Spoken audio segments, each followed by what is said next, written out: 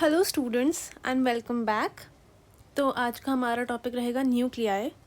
Nuclei से पहले मैंने आपको डुअल नेचर पढ़ाया था। डुअल नेचर में फोटो इलेक्ट्रिक इफेक्ट और एक टॉपिक था स्टॉपिंग पोटेंशियल जो बहुत इंपॉर्टेंट था, वो मैंने आपको पढ़ाया था। ठीक है, ये था आपका 6 मिनट्स का लेक्चर। उसके पहले मैंने आपको 25 क्वेश्चंस कराए थे। उसके बाद 25 क्वेश्चंस कराए थे डुअल नेचर के ही। सिमिलरली मैं न्यूक्लियाई के भी 25 क्वेश्चंस कराऊंगी इस लेक्चर के बाद। तो ये लेक्चर अच्छे से पढ़ के 25 क्वेश्चंस अटेम्प्ट करिएगा and this is very important for your NEET perspective. Okay students, तो पहला चीज़ मैं क्या कहना चाहती हूँ आपसे कि पीई क्या होता है? Physical education. ये आप लोग का फेवरेट होता है ना, physical education. This is like your favourite class in your school, right? तो पीई इज़ फिज़िकल एजुकेशन। इसका मतलब प्रोटॉन्स और इलेक्ट्रॉन्स प्रोटॉन्स एंड इलेक्ट्रॉन्स का number is equal to always same, right? Why? ये मैं आपको क्यों पढ़ा रही हूँ स्टार्टिंग में ही? बिकॉज आज एक मेरी स्टूडेंट आई तो वो कहती प्रोटॉन्स और न्यूट्रॉन्स का जो नंबर होता है वो सेम होता है। I said what did you say? She said yes, protons and neutrons are same. I said no. Then I told her कि आप इसको पी और ई से याद करिए कि P E is your favourite class in your school. That's why protons and electrons, they have the same number in a atom. ठीक है, they have the same number in an atom. तो क्या होता है, प्रोटॉन और neutrons एक nucleus में होते हैं, राइट? एक न्यूक्लियस होता है जिसका मास यहीं पे कंसंट्रेटेड होता है, राइट? प्रोटॉन और न्यूट्रॉन का मास न्यूक्लियस पे कंसंट्रेटेड होता है एंड साइड में इलेक्ट्रॉन्स घूमते हैं, राइट? साइड में इलेक्ट्रॉन्स घूमते हैं। तो बट प्रोटॉन्स और न्यूट्रॉन्स का नंबर सेम नहीं होता। Okay, and one more thing, an atom is electrically neutral, right? It's electrically neutral. Why is it electrically neutral? Because proton और इलेक्ट्रॉन का जो नंबर है वो हमेशा सेम रहेगा। That's why it's electrically neutral. तो आप कभी भी कंफ्यूज मत करना कि प्रोटॉन और न्यूट्रॉन का सेम हो। It's always P E, that is physical education which we all love. Okay, जो हमारा पीटी टाइम होता था, पीई क्लास होता था ड्यूरिंग स्कूल। ठीक है स्टूडेंट्स, तो स्टार्ट करते हैं न्यूक्लियर। तो स्टूडेंट्स, ये चैप्टर मैंने सबसे इम्पॉर्टेंट टॉपिक से स्टार्ट करा है। प्लीज़ मुझे ये मत कहना कि मैम क्रोनोलॉजिकली आप नहीं पढ़ा रहे हो, जैसे एनसीईआरटी में दे रखा है। तो मैं नहीं पढ़ाऊँगी बिकॉज लेक्चर की स्टार्टिंग में जब आप इम्पॉर्टेंट चीज़ें पढ़ लो तो वो आप अच्छे से ग्रास्प कर पाते हो। ठीक है, तो स्टार्ट करते हैं। Radioactive decay. Radioactive decay क्या होता है? रेडियो एक्टिव डीके ये होता है कि एक अनस्टेबल न्यूक्लियस होता है, not an atom, a nucleus. कुछ एक अनस्टेबल न्यूक्लियस है सपोज, ठीक है? It's very unstable and it will emit a particle. It will emit a particle, इधर it will be alpha, beta और gamma, and after that emission it will become stable. ठीक है, तो radio active DK वही होता है जब एक unstable nucleus emits an alpha, beta और gamma particle to become a stable nucleus. ठीक है, तो this is your radioactive decay and radioactive decay को radioactive decay law govern करता है। ठीक है, इन्होंने ये बोला है the rate of decay of radioactive atoms और द न्यूक्लियस, क्योंकि nucleus are always unstable and nucleus किस में प्रेजेंट होता है? एटम में। तो the rate of decay of radioactive atoms at any instant is proportional to the number of atoms present at that instant. इसका क्या मतलब है? रेट ऑफ डीके क्या होता है? रेट ऑफ डीके मतलब नंबर ऑफ न्यूक्लियस,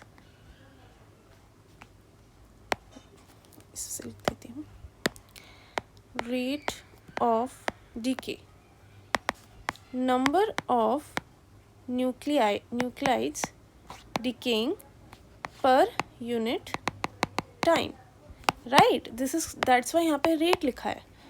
तो this is called the rate of decay. तो रेट ऑफ डीके किसके प्रोपोर्शनल होता है? Number of atoms present at that time, जिसको हम इस इक्वेशन से देते हैं, which is n at a given time t is equal to n naught e minus lambda by t. Lambda is what? Decay constant. Okay, lambda is decay constant. हमने dual nature वाले chapter में ये पढ़ा था कि lambda is the de Broglie wavelength, जिसका क्या formula क्या था? बताइए बताइए जल्दी। जिसका फॉर्मूला था lambda is equal to h by p और h by M V, right? तो ये आपका हो गया formula, and this formula has been asked in NEET once, and मेरी एक स्टूडेंट गलत करके आ गई थी। What you know what she did, उन्होंने एन नॉट यहाँ पे लिख दिया, एन टी यहाँ पे लिख दिया, एंड ऐसे करके वो मार्क करके आ गई। दिस इज़ तो wrong.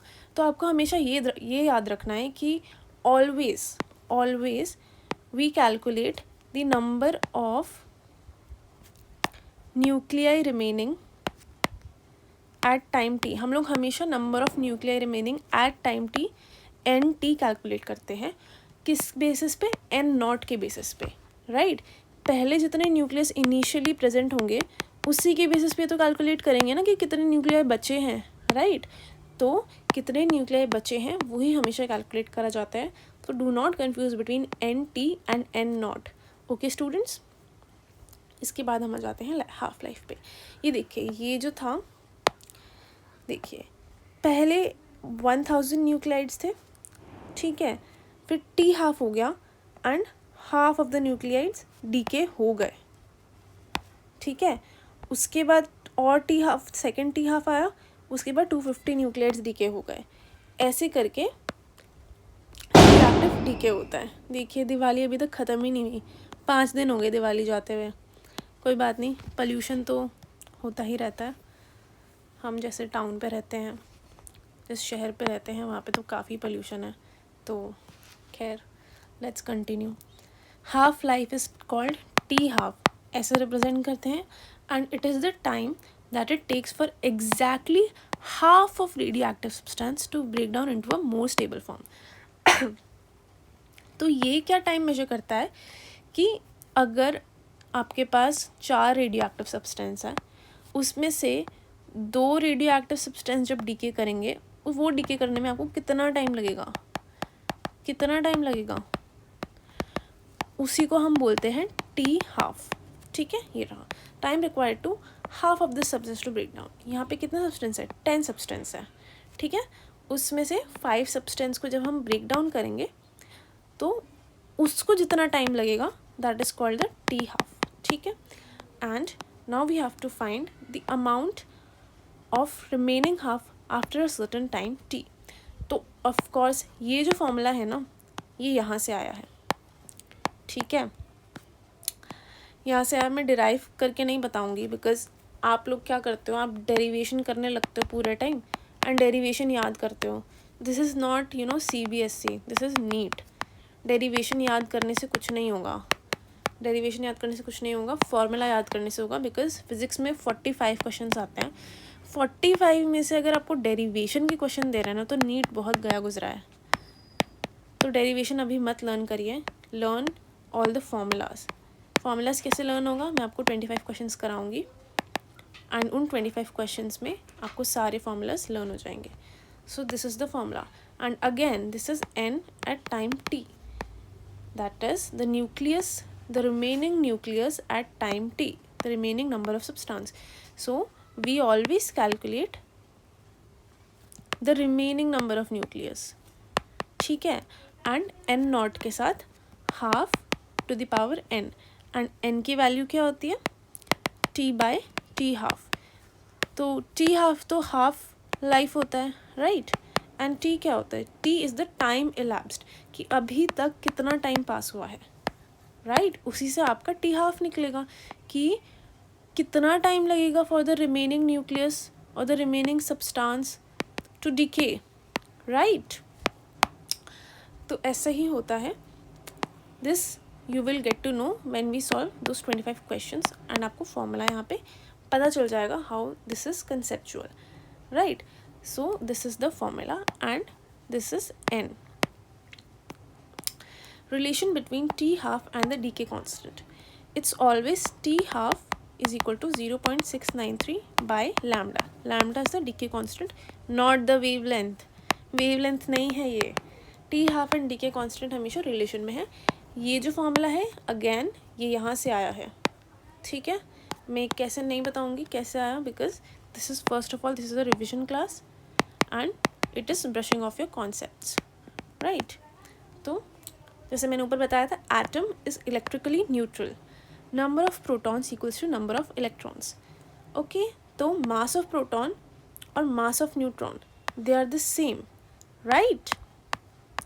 But number of proton और इलेक्ट्रॉन सेम है and mass of proton and neutron same है. ओके, दैट्स वाई इलेक्ट्रॉन का जो होता है ना वो मास लेस होता है, it has less mass. That's why it is said that the mass of an atom is concentrated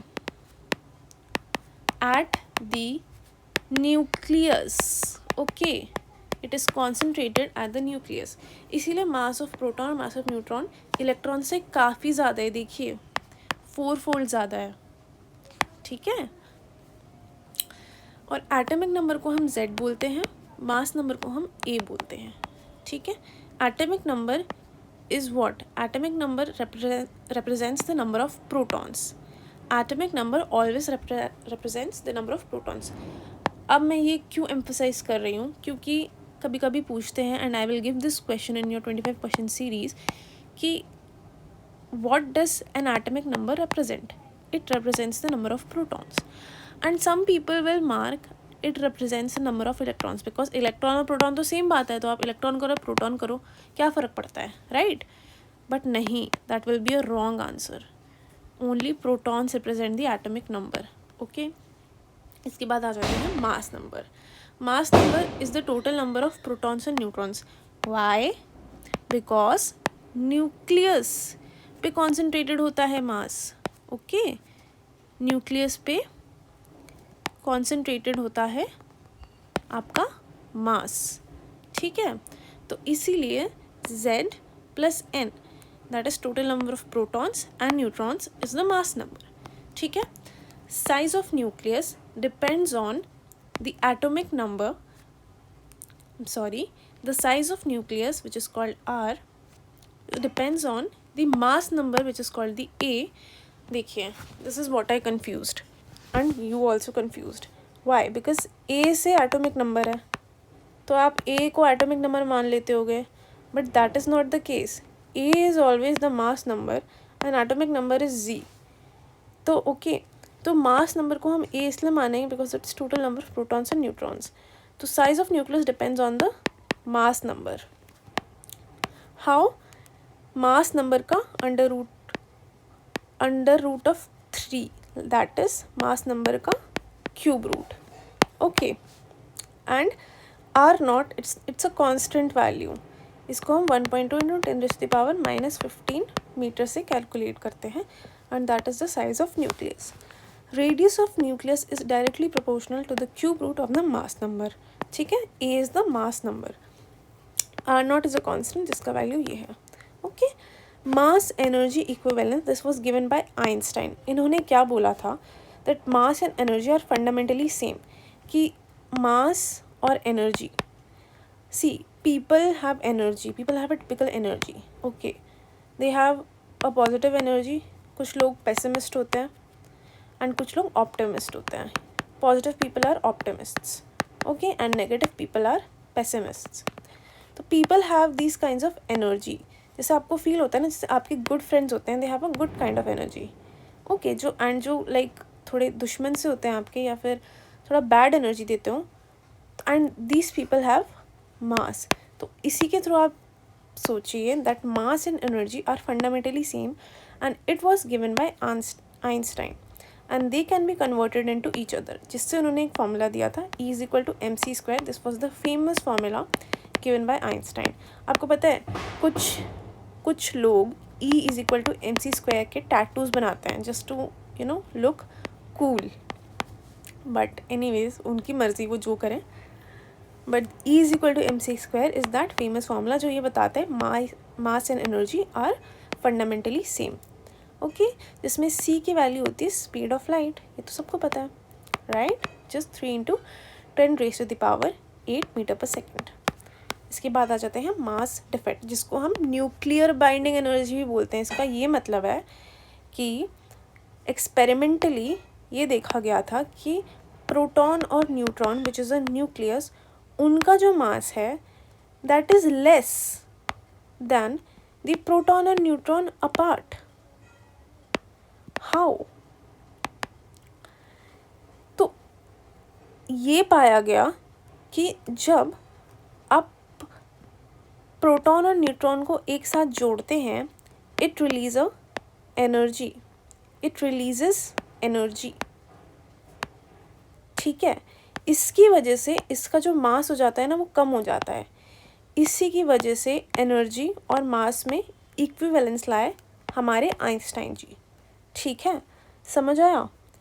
दोबारा समझाती हूँ, I am repeating it again, कि न्यूक्लियस जब एक साथ होता है, that is proton and neutrons, when they are together they have a mass less than when they are apart,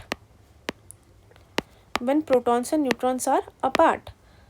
तो protons और neutrons जब जुड़ जाते हैं, they release an energy जो मास के फॉर्म में लूज हो जाता है, जो मास के फॉर्म में लूज हो जाता है, and this is called the mass energy equivalence, ठीक है। and this is called the mass defect, and this is the nuclear binding energy, कि इनको बाइंड करके जो एनर्जी होगी वो निकल जाएगी, and this will cause the mass defect which will be seen here. Okay, mass defect यहाँ पे दिया गया है, विच is called the mass of protons plus mass of neutrons.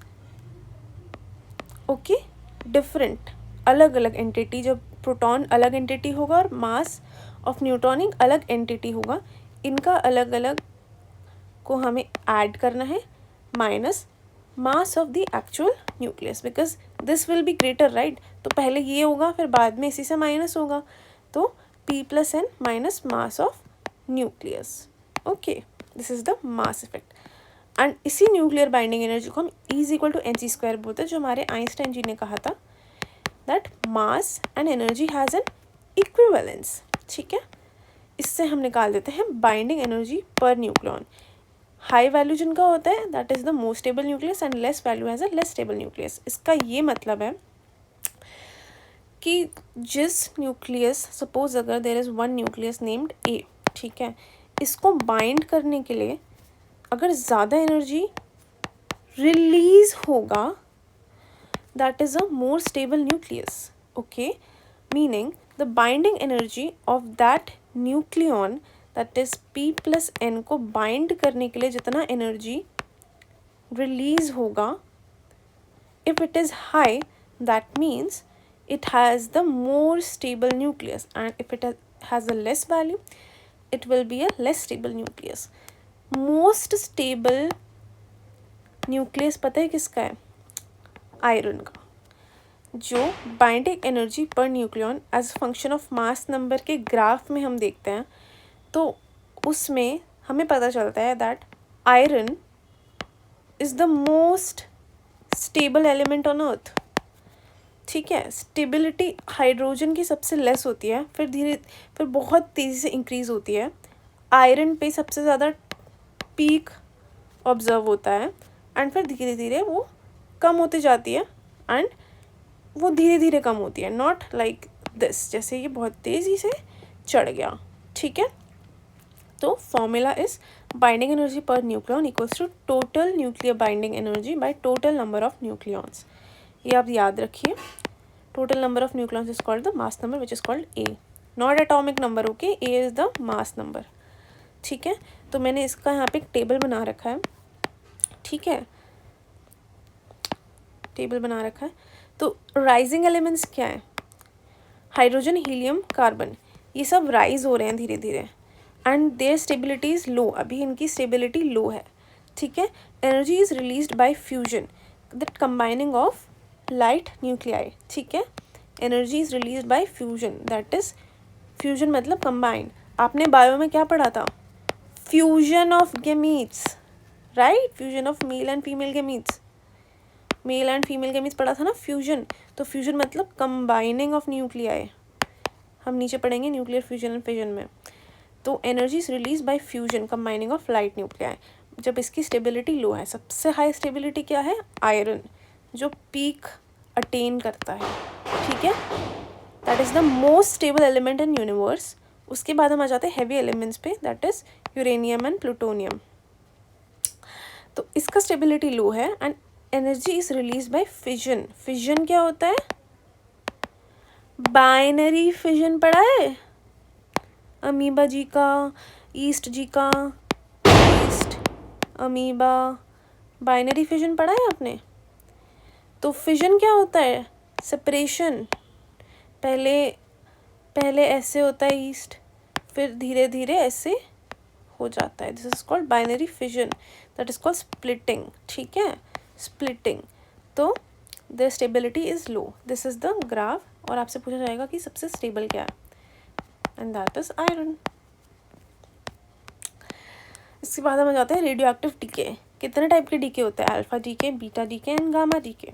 Alpha decay क्या होता है? सिंपल अल्फा पार्टिकल रिलीज करता है, ठीक है, अल्फा पार्टिकल रिलीज करता है। और अल्फा पार्टिकल क्या होता है? हीलियम का न्यूक्लियस, हीलियम का न्यूक्लियस, हीलियम का nucleus, okay. When a nucleus gets rid of excess proton and neutrons by spitting out an alpha particle, ठीक है। अल्फा पार्टिकल को हम हीलियम न्यूक्लियस बोलते हैं। हीलियम न्यूक्लियस का मास नंबर इज P+N, ठीक है। और एटॉमिक नंबर, मास नंबर को किससे डिनोट करते थे? ए से डिनोट करते थे, ए लिख देती हूँ यहाँ पे, और यहाँ पे Z, this is the atomic number, ठीक है। Mass number is proton plus neutron, atomic number is proton, number of protons, और नंबर ऑफ प्रोटॉन्स की इक्वल क्या होता है? नंबर ऑफ इलेक्ट्रॉन्स, ठीक है। तो इक्वेशन ऐसा बनेगा। एग्जाम्पल है यूरेनियम, जो थोरियम में कन्वर्ट हो जाता है by spitting out an alpha particle. और अल्फा पार्टिकल क्या होता है? Again I am making you learn students. Alpha particle क्या होता है? हीलियम का nucleus, not an atom, okay, helium का न्यूक्लियस। बीटा डीके क्या होता है? वो या तो एक न्यूट्रॉन बाहर फेंकता है या तो प्रोटॉन बाहर फेंकता है।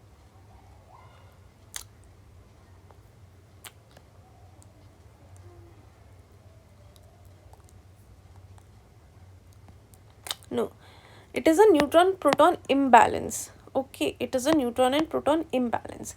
Beta minus decay, when nucleus has too many neutrons compared to protons, तो इससे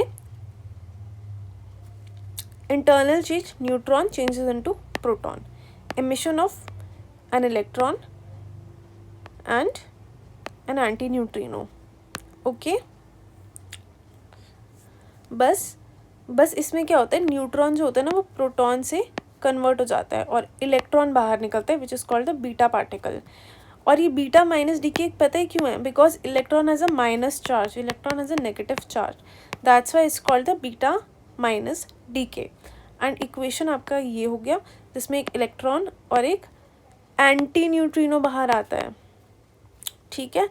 एंड एज आई सेड कि प्रोटॉन में कन्वर्ट हो जाता है, तो since atomic number is the number of protons, तो एटॉमिक नंबर इंक्रीजेस बाय 1, ठीक है। इसका एग्जांपल है carbon, which converts to nitrogen and throws out a beta particle which is an electron, and that's it's called beta minus decay and an anti neutrino.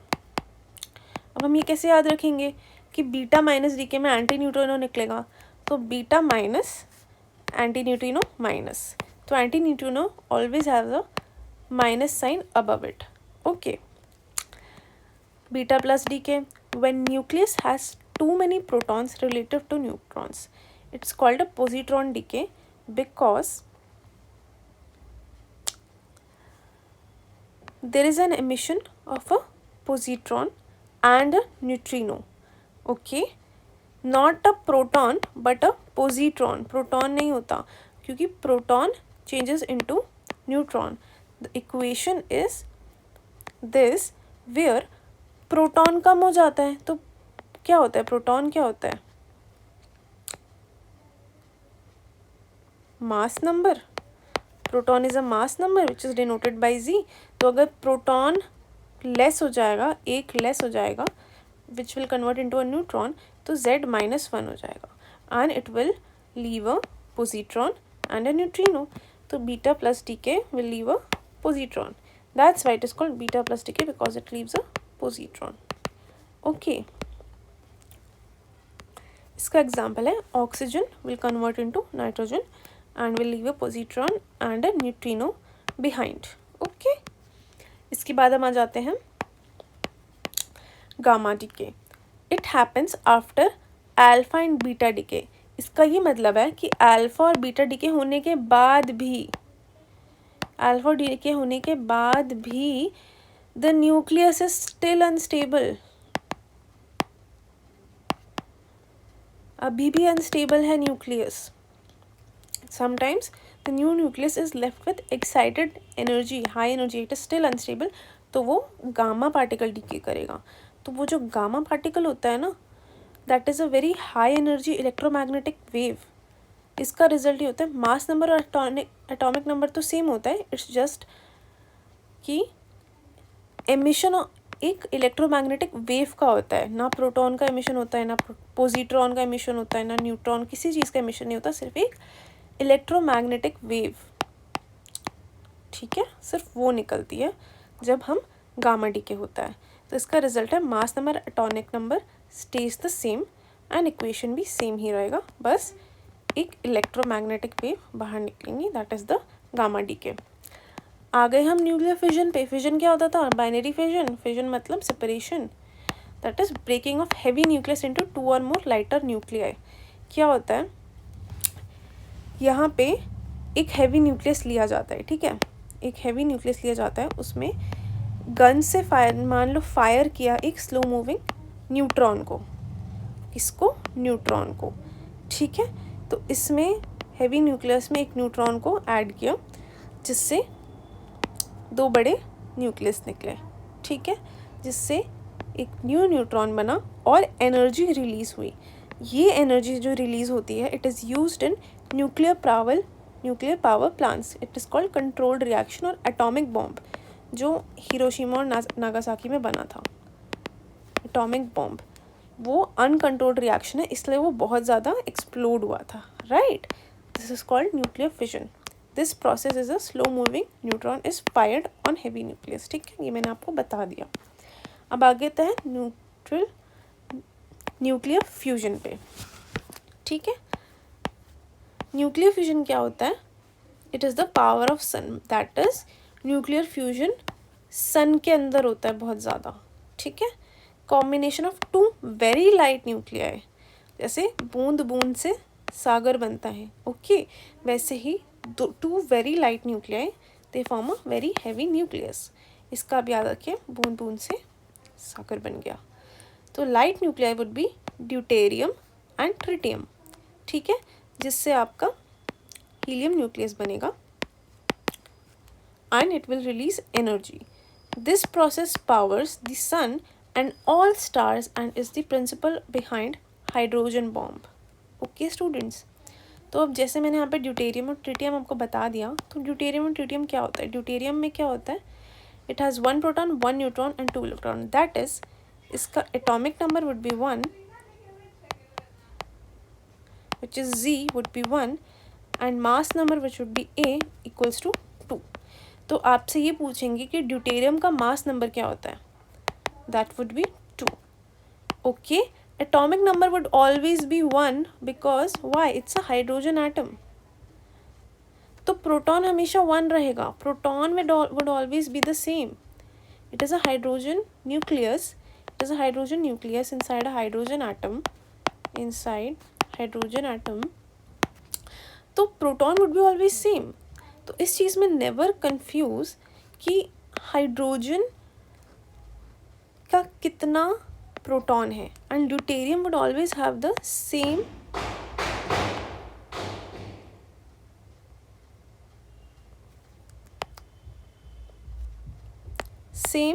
atomic number which would be Z atomic number and mass बस different होते रहेगा, बस mass बदलते रहेगा in these isotopes. ठीक है, देखिए ये ड्यूटेरियम एंड ट्रिटियम सिर्फ मास ही बदलते रहेगा. ठीक है, तो 2 और ट्रिटियम में 3 होता है इसका एटॉमिक मास और the mass number which is denoted by, जल्दी बताइए, ए और Z. It is denoted by A. Okay, तो it would have 1 proton and 2 neutrons and protium would have 1 proton, only and only 1 proton. तो ये बहुत पता है, ये ना नीट में आता है एंड बच्चे कंफ्यूज हो जाते हैं कि oh shit, I am sorry for that cuss word, but like they confuse कि ये क्या हो जाता है, ड्यूटेरियम ट्रिटियम ये क्या हो गया, अब मैं क्या करूँ. तो उसमें हमेशा याद रखना कि भाई एटॉमिक नंबर तो सेम ही रहेगा, हाइड्रोजन तो हाइड्रोजन ही रहेगा, हीलियम थोड़ी बन जाएगा. ओके, हाइड्रोजन का एटॉमिक नंबर होता है 1, हीलियम का एटॉमिक नंबर होता है 2. तो एटॉमिक नंबर क्या होता है, it is the number of protons, right. Atomic number is the number of protons. तो प्रोटॉन्स का नंबर तो हमेशा सेम ही रहेगा. 2 प्रोटॉन हो गए तो it will become helium, right. Helium थोड़ी होगा, हाइड्रोजन हाइड्रोजन रहेगा. तो प्रोटॉन वुड ऑलवेज बी 1. तो अगर प्रोटॉन 1 है तो इलेक्ट्रॉन भी 1 ही होगा ना स्टूडेंट्स. You getting it. अगर प्रोटॉन 1 है तो इलेक्ट्रॉन भी 1 होगा, इसका मतलब न्यूट्रॉन चेंज हो रहा है. तो न्यूट्रॉन किस में कंट्रीब्यूट करता है, किस में कंट्रीब्यूट करता है न्यूट्रॉन, मास नंबर पे. न्यूट्रॉन मास पे कंट्रीब्यूट करता है. Neutron never contributes in the atomic number. ठीक है, एटॉमिक नंबर को हम क्या बोलते हैं, Z बोलते हैं. मास नंबर को क्या बोलते हैं, A बोलते हैं. एटॉमिक को A से मतलब उसको मत रिलेट करना एटॉमिक को A नंबर से. ठीक है, एटॉमिक नंबर को A से बिल्कुल मत रिलेट करना. A is always the mass number and Z is always the atomic number. ठीक है, ये हम एटम्स में पढ़ेंगे जो आपका नेक्स्ट चैप्टर है, मैं आपको पढ़ाऊँगी. तो नेक्स्ट लेक्चर में आइएगा. आज के लिए सिर्फ इतना ही. Okay students.